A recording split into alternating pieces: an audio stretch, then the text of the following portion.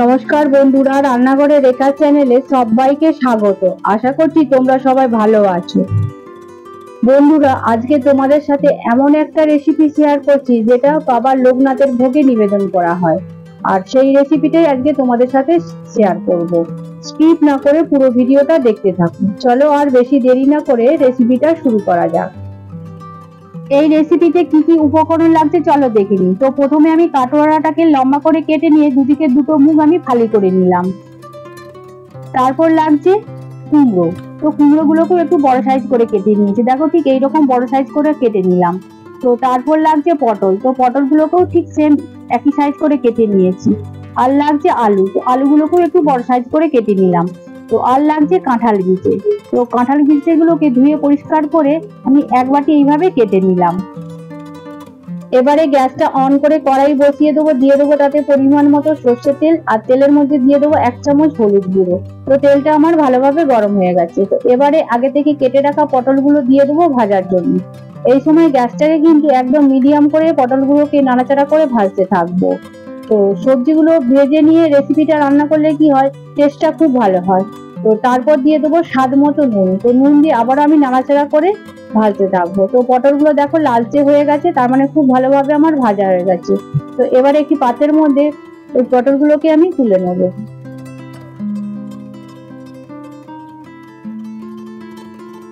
পটলগুলো ভেজে তুলে নেওয়ার পর ওই একই তেলের মধ্যে দিয়ে দেবো আগে দিয়ে কেটে রাখা কুমড়োগুলো।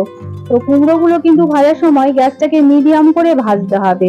আর এখানে কুমড়োগুলো কিন্তু খুব বেশি ভাজার দরকার নেই, প্রায় 50% মতো ভাজা হয়ে গেলে এটাকে আমি তুলে নেবো। তো এবারে দিয়ে দেবো স্বাদ মতো নুন। তো নুন দিয়ে আবারও নাড়াচাড়া করে আমি ভাজতে থাকবো। দেখো কুমড়োগুলো প্রায় 50% মতো ভাজা হয়ে গেছে। তো ওই যেই পাত্রে আমি পটল ভেজে তুলে রেখেছি সেই পাত্রের মধ্যে কুমড়োগুলোকে আমি ভেজে তুলে নিলাম।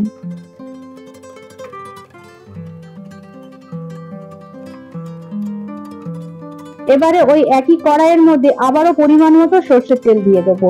তো তেলটা ভালোভাবে গরম হয়ে গেলে দুটো শুকনো লঙ্কা, দুটো তেজপাতা আর 1 চামচ 5 ফোড়ন দিয়ে দেবো ফোড়নের জন্য।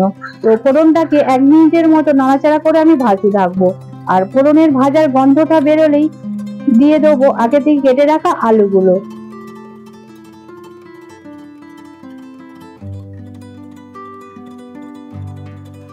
সমস্ত আলুগুলো দেওয়ার পর এবারে অ্যাড করে দেবো আগে থেকে কেটে রাখা কাটোয়া ডাঁটাগুলো।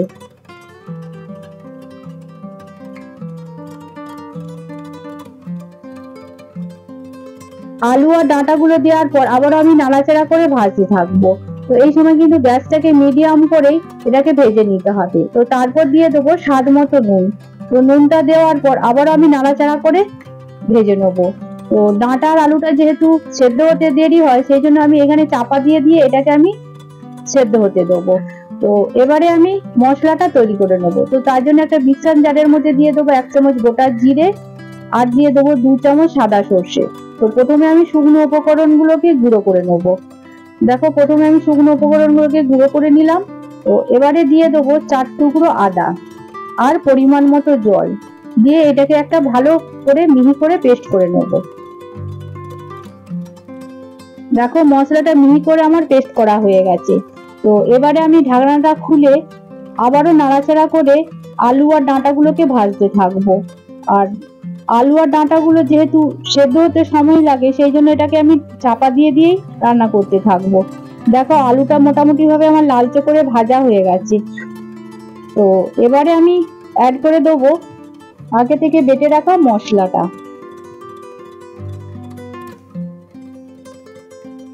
এরপর দিয়ে দেবো 1 চামচ হলুদ গুঁড়ো, 1 চামচ ঝাল লঙ্কার গুঁড়ো, আর দিয়ে দেবো 1.5 চামচ কাশ্মীরি লঙ্কার গুঁড়ো।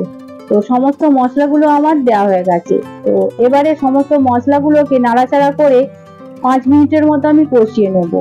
আর মশলা থেকে কাঁচা গন্ধটা চলে গেলেই দিয়ে দেবো মশলা ধোয়া জল। তো জলটা দেওয়ার পর আবারও নাড়াচাড়া করে আমি কিছুক্ষণ কষিয়ে নিলাম। মশলাটা আমার ভালোভাবে কষানো হয়ে গেছে। তো এবারে অ্যাড করে দেবো আগে থেকে ভেজে রাখা কুমড়ো আর পটলগুলো। তো কুমড়ো আর পটলগুলো মশলার সাথে খুব ভালোভাবে মিশিয়ে নিয়ে কিছুক্ষণ কষতে থাকবো। তো কিছুক্ষণ কষিয়ে নেওয়ার পর দিয়ে দেবো কাঁঠাল বিচে, আর দিয়ে দেবো 1 বাটি ছোলা। তো কাঁঠাল বিচে আর ছোলাগুলোকে আগে থেকে আমি প্রেসার কুকারের মধ্যে সেদ্ধ করে নিয়েছিলাম। তো তো এটাকে খুব ভালোভাবে মিশিয়ে নিলাম। তো মিশিয়ে নিয়ে কিছুক্ষণ কষিয়ে নেবো। তো কিছুক্ষণ কষিয়ে নেওয়ার পর দিয়ে দেবো পরিমাণ মতো জল। তো জলটা দেওয়ার পর আবার আমি ভালোভাবে মিশিয়ে নেবো। এবারে ঢাকনা দিয়ে ঢেকে 15 থেকে 20 মিনিট এটাকে আমি রান্না করে নেবো। তো 20 মিনিট বাদে ঢাকনাটা খুলে আমি আবারও কিছুক্ষণ নাড়াচাড়া করতে থাকবো। দেখো জলটা আমার প্রায় শুকনো হয়ে গেছে, তার মানে রান্নাটা প্রায় আমার শেষের মুখে। তো এবারে দিয়ে দেবো স্বাদ মতো চিনি।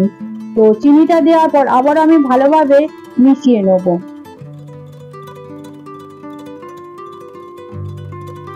তো এবারে দেখে নেবো যে সবজিগুলো আমার সেদ্ধ হয়েছে কিনা। দেখো আলুটা প্রায় সেদ্ধ হয়ে গেছে, আর ডাঁটাটাও দেখে নেবো সেদ্ধ হয়েছে কিনা। দেখো ডাঁটাটাও সেদ্ধ হয়ে গেছে। এই রান্নাটা একটু মাখা মাখা হবে। তো দেখো রান্নাটা প্রায় আমার কমপ্লিট হয়ে গেছে। তো এবারে একটি পাত্রের মধ্যে এটাকে আমি সার্ভ করে নেবো। তো এইভাবেই তৈরি হয়ে গেল কাটোর ডাঁটার লাবড়া। আর এই কাটোর ডাঁটার লাবড়া বাবার লোকনাথের ভোগে নিবেদনের জন্য প্রত্যেকেই আমরা করে থাকি। এটা খিচুড়ির সাথে দুর্দান্ত খেতে লাগে। আর রেসিপিটা তোমাদের যদি ভালো লেগে থাকে প্লিজ তোমরা একটা লাইক করে দিও, আর বন্ধুদের মধ্যে বেশি বেশি করে শেয়ার করে দিও। আর কমেন্ট করে জানিও যে আমার রেসিপিটা তোমাদের কেমন লেগেছে। কমেন্ট করে জানালে কি হয়, নতুন নতুন ভিডিও করার আগ্রহ বাড়ে। যারা এখনো পর্যন্ত আমার চ্যানেলটিকে সাবস্ক্রাইব করোনি প্লিজ আমার চ্যানেলটিকে তারা সাবস্ক্রাইব করে দিও। ভালো থেকো, সুস্থ থেকো, ধন্যবাদ।